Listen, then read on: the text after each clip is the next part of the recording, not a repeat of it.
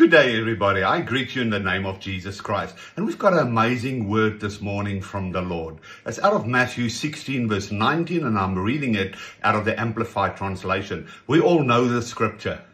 I will give you the keys of the kingdom of heaven, and whatever you bind, it means declared to be improper and unlawful on earth, must be what is already bound in heaven. And whatever you loose, declare unlawful on earth, must be what is already loosed in heaven. You see, we're in the season now where God really wants to come.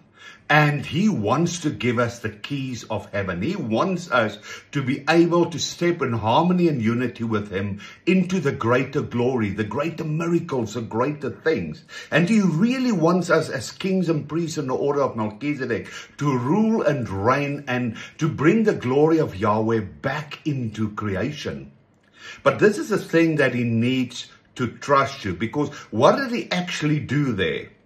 When he spoke to Peter, he basically said to him that I give you the authority of shamash, the Hebrew word shamash, which means to steward. And also the other word that he gives us is dayan, to judge.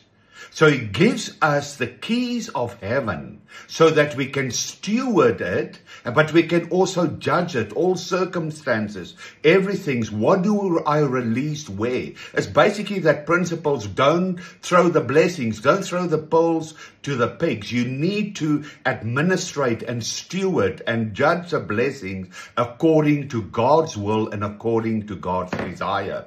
But I love it where it says, as it is in heaven, what you bind on earth must be in alignment with heaven. What you release on earth must be in alignment with what is in heaven. You see, so heaven and earth function together. And we need to bring that harmony. You and I are the connection between heaven and earth. Our instruction is to bring heaven and earth. People, and this is a time that we need to come in such harmony with God. We need to walk in such surrender to Him. But you can only do it if you love Him as first love. And if He's your God, your Father, your Judge, your Priest, your King, if He's everything in your life, then we will do it. Remember, you and I have been instructed to rule over the earth. So this is so important that we bring back God's original intent for creation back, to glorify Him, to fill the earth with glory. So this is now that we need to steward His blessings. And the question is, can God trust you with His abundance, His promises, His blessing, and His covenant? Let's search our hearts and let's remove everything that stands between that glory of God, the fullness of God, and us here on earth. I bless you with that in the name of Jesus Christ. Amen.